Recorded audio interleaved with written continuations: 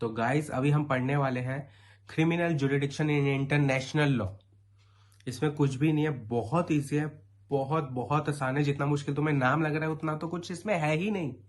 Criminal jurisdiction का मतलब होता है अगर कोई क्राइम हुआ है तो उस कितने एरिया पे गवर्नमेंट का हक है, कंट्रोल है कि उसको पनिशमेंट दे दे।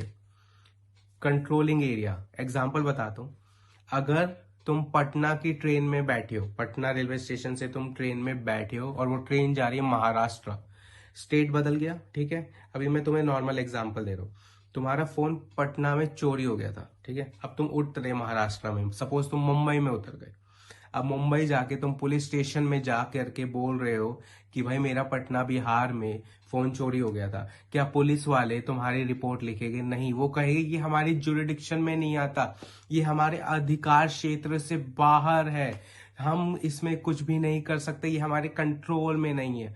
तो अब किसके कंट्रोल में? वो कहेंगे बिहार पुलिस पे जाओ, ठीक है। पटना पुलिस, पटना का जो एरिया है वहां के पुलिस स्टेशन में जाओ।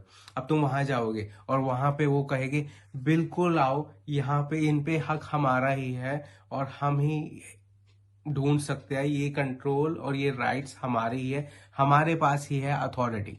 बस इसी जुरिडिक्शन को डिसाइड जब इंटरनेशनल तरीके से किया जाता है उसको बोलते हैं क्रिमिनल जुरिडिक्शन इंटरनेशनल लॉ में। बस खत्म कॉन्सेप्ट। अब इसमें हुआ क्या, क्योंकि भाई इतनी 200 के अराउंड कंट्रीज है पूरे वर्ल्ड में, तो क्या होगा भाई, 200 लोगों के दिमाग हो गए ना, 200 कंट्रीज के दिमाग है, तो सबकी अलग अलग राय, तो 3 राय बनी, ठीक है। 2 भी नहीं, सिर्फ 3 बनी। पहली बनी एबीसी कंट्रीज की। एबीसी में कौन है? अमेरिका, ऑस्ट्रेलिया, ब्रिटेन बी से, और सी से कनाडा, ऐसे देश एबीसी वाले ये कहते हैं कि जो हमारे देश के अंदर होगा ना बस उसी को हम पनिश करेंगे, बाहर ऐसी तैसी कराओ, ठीक है।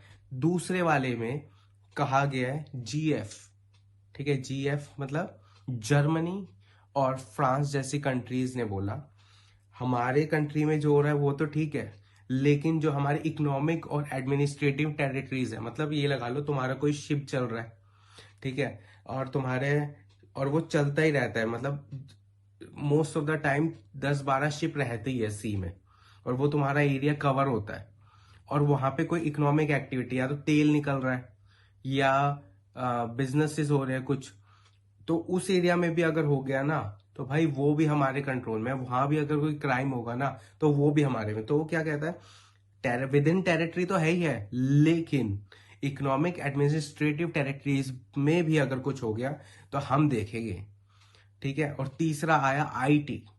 आई में इटली, टर्की जैसे लोगों ने कहा भाई जो हमारे देश में हो रहा है वो तो है ही है, लेकिन हमारे देश से रिलेटेड कहीं और भी हो रहा है, तो भाई उसकी भी हमें वो दो पावर कि हम पेल दे उस क्रिमिनल को, हम उसको पनिश करें। तो इसमें कुछ नहीं है, एबीसी जीएफ आईटी, बस तुम्हारी ये 3 कैटेगरी है। तुम अभी पढ़ोगे बुक में हो जाएगा।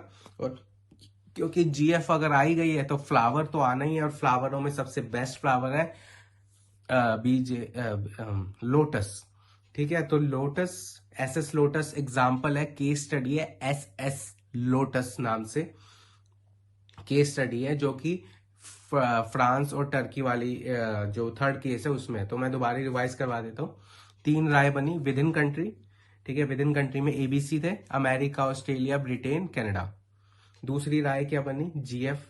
वो कह रहे हैं with in city, with in country तो है ही, लेकिन जो हमारे बिजनेसेस चल रहे हैं थोड़ा सा बाहर, मिडल मिडल में, मिड जो मीडियम क्लास होते हैं, तो वो भी हम वैसे लोग हैं, हमारा तो है ही है विद इन, लेकिन जो आसपास का भी, हम पड़ोस का भी ध्यान रखेंगे, ठीक है। और फिर जो तीसरा है वो है आईटी। आईटी में हो गए इटली और टर्की, जो कह रहे हैं कि हम यहाँ भी पेलेंगे और बाहर भी अगर कुछ गलत हुआ तो वहां पे भी हम उस क्रिमिनल को पनिश करने की इच्छा रखते हैं, प्लीज करवाइए। उसका केस स्टडी है एसएस लोटस। तो ये बहुत इजी ट्रिक है, इससे आपका पूरा कवर हो जाएगा। और आई थिंक पूरा टॉपिक इतना इजी बन गया होगा और 2-3-4 बार रिवाइज हो गया। लेकिन जो ट्रिक है उसको आप बुक में अपने कॉन्सेप्ट के पास लिख लो, अलग से पेन से, लाल पेन से या किसी पेन से, ताकि रिवीजन के टाइम इतना टाइम ना लगे। एक बार टाइम लग गया तुम्हें 5-7 मिनट, लेकिन अब आगे ये आगे सिर्फ 1 मिनट या 2 मिनट की ही कहानी रह गई फ्यूचर के लिए। ओके गाइस, तो सब्सक्राइब कर लो, कमेंट करो और लाइक करो ताकि मोटिवेशन मिले। और कुछ नहीं है, कमेंट में कुछ भी कर दो, हाय हेलो कुछ भी, बाय।